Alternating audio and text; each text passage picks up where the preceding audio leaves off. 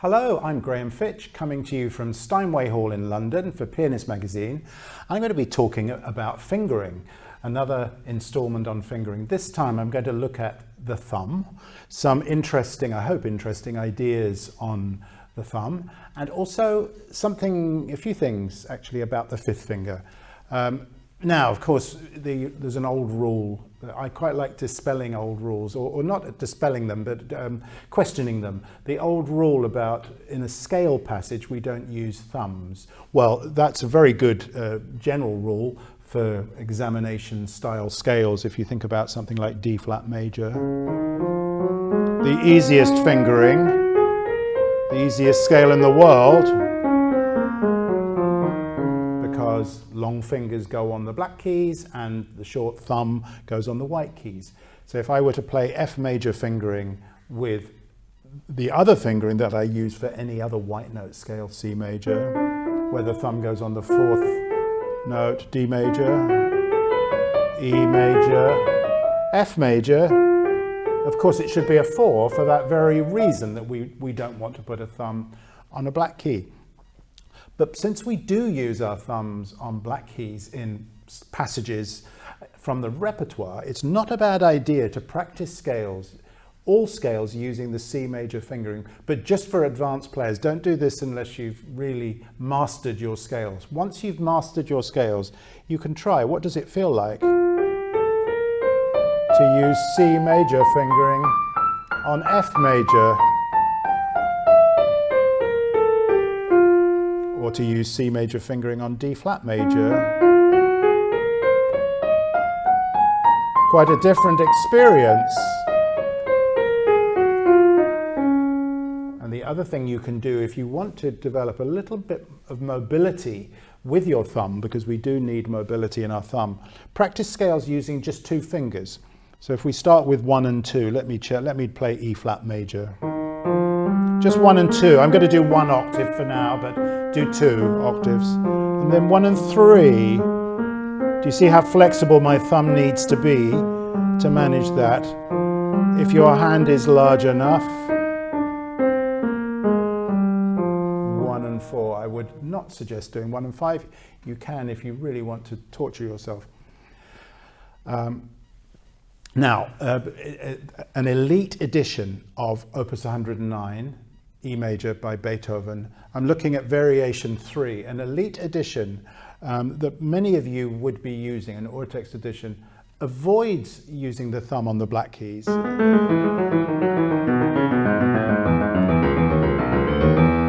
In that opening passage, simply because I think it is a rule. It was a rule that guided editors and players for decades. But if you think about it, if we can use the same fingering for each repeating pattern, I've got a pattern of notes that repeats. It repeats here. Let me see if I can use that same fingering. Sure enough, I can. Do you see what I'm doing there? I'm using the same identical fingering for the same pattern of notes because it fits under my hand well. All I have to do to make it work is to move in, then back out again. So provided I am not trying to contort my thumb to go under, it will work beautifully. I just move in. Do you notice? Start to move in there, come back out again. And that pattern works beautifully. There's another repeating pattern that you can use if you want, and this comes from Schnabel's edition.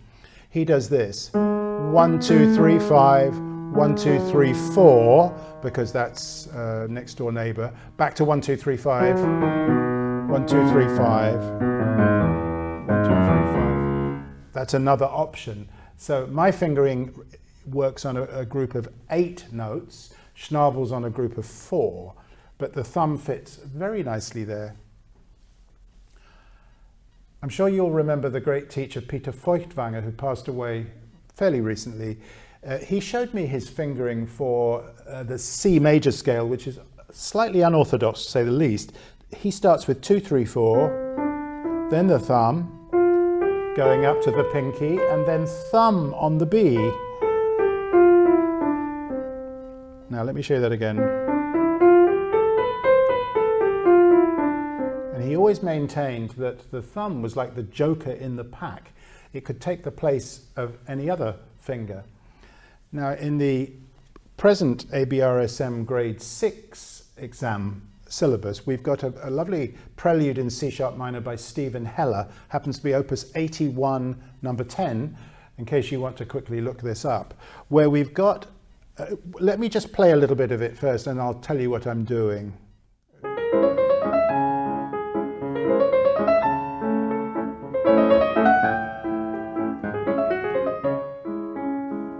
So the fingering in the right hand obviously needs to start with a thumb. 1, 2, 3, 4, probably another 1, 2, 3, 4. But that presents me with a little bit of a problem. I've got a bit of a stretch there between 4 and 5. I could probably live with that. However, in the next phrase, I've got an even bigger stretch between 4 and 5, the interval of a fourth. There isn't time to separate. I can't really do that, so I've got to play connected. I've got to play legato. How do I solve this dilemma? Thinking of my thumb as the joker in the pack, I can put it here, thumb 5. It feels lovely. I don't need to do it there. So just in the first 2 bars, try it out. 1, 2, 3, 4, 1, 2, 3, 1, 5. It's effortless to do, very easy, free in the hand, and the stretches have disappeared. Those of you who play Alexander Silotti's transcription of the melody from Gluck, from the Orfeo and Eurydice, the most gorgeous piece, we probably know the Scambati transcription better, but the Silotti's, I think, wonderful. He's got here the most magnificent fingering, which is slightly counterintuitive. I'll play you the section.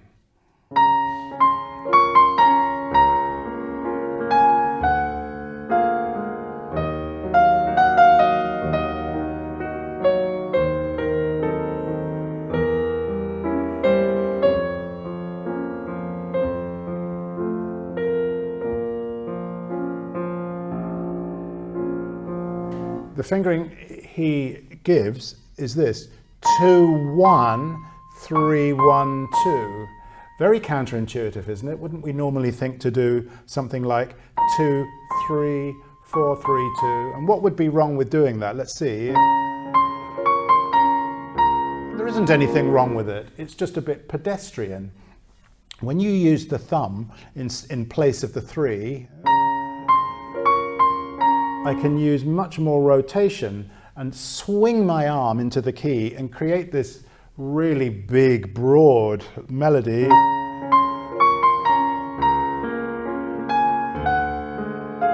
Here again.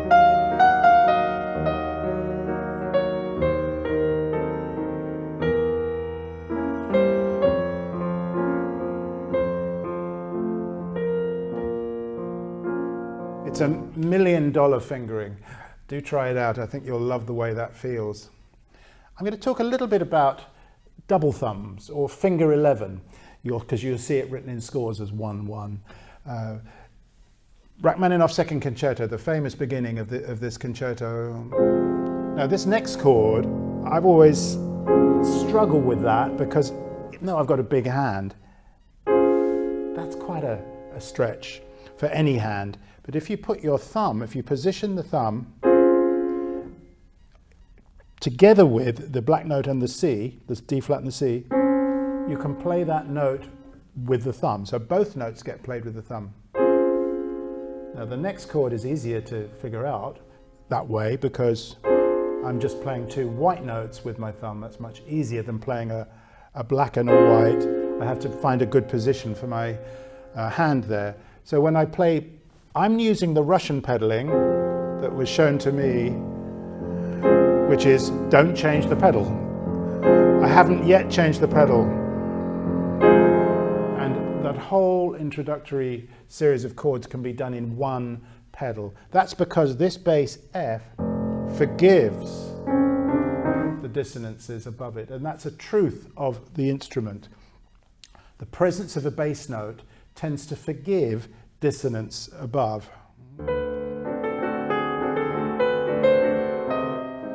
There's the Grieg Nocturne. If I played this without the bass, you'd look at me like, really? Are you serious? As soon as I add my left hand, my bass note, this forgives the dissonance. So it's a kind of fact of the piano, if you will. Now this next chord, that's also a big chord, and I would just, since I'm sitting here with you, let me show you Peter Feuchtwanger's exercise for big chords like this. It's a genius thing to do. Put the thumb where the fourth finger will go and unwrap the chord by parachuting down. Whoops, let me do that better.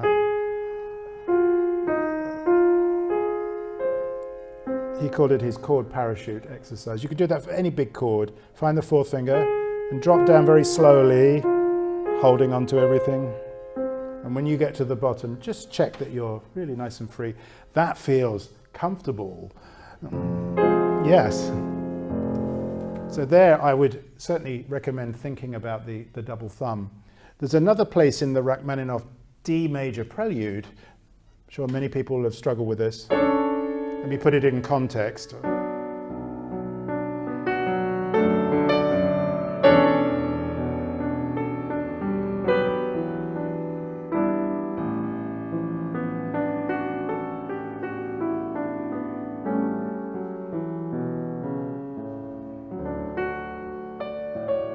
So you see what I did there? I put my thumb again, positioned my thumb so that the tip could take the C sharp and the D, rather than trying to stretch out to some sort of contorted position. I also demonstrated there my suggestions for hand redistribution, rather than play these notes in the left hand here. I let my right hand take here. Now in this bar, the only way of doing this successfully is to let the right hand retake the notes that the left hand should be playing so that it can hold on to them. Can you hear the E is still alive? If I relied on my pedal to do that, it would be a mess by the end of the bar. So I'm sure Rachmaninoff absolutely thought of that. And he just wrote the eighth notes or the quavers in the left hand, but we do, of course. We are able to redistribute. There's nothing wrong with it. It's not a crime. It's absolutely acceptable. I'm just going to end with the Tchaikovsky June, the Barcarolle. Lovely, lovely piece. The A section, when it returns, let me just show you the left hand by itself for a moment. I'm in bar 65. There's a bass note there with the stem down. Tchaikovsky has gone to the trouble of writing this on separate stems from this. So my decision is to use the pinky, to jump from a pinky here to a pinky here each time.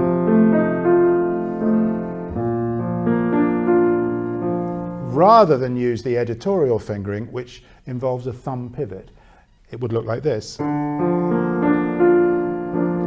5, 2, 1, 2, 1. For me, that does not feel right, because what that does is it makes this feel and sound that that's one idea, when in fact it's two ideas. It's bass, then phrase. So I use my pinky again, which hopefully gives that sense of the two elements in the left hand. Let me see if I can play together.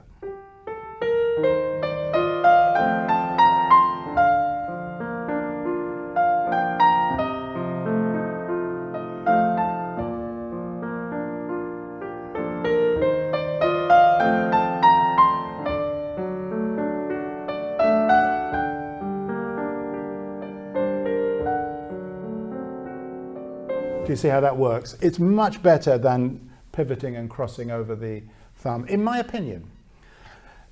One last thing. I forgot about the maple leaf rag. Now, ragtimes and waltzes are built up of this type of left hand, right? I'm sure many of you have played this piece. Now, the fingering that I would highly recommend is not to use the fifth finger on these chords here, because otherwise the pinky is moving around and is being used on every single note. It's much more economical to move to the fourth finger there and the fourth finger here, or even the third finger would cause you to move less.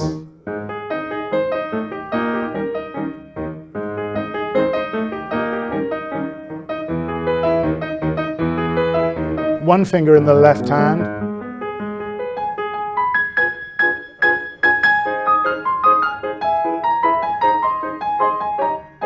And of course, when you get to this bar in the left hand, you've got the choice, is it a 3 or is it a 4? And we can't be black and white about it because every hand is different. Some hands would want a 3, other hands would want a 4. So even if it's printed in your edition one way, do not accept that as gospel. Please feel free to change the fingering around to suit your own hand. I hope that's been helpful, and I look forward to seeing you again very soon. Thank you so much for watching.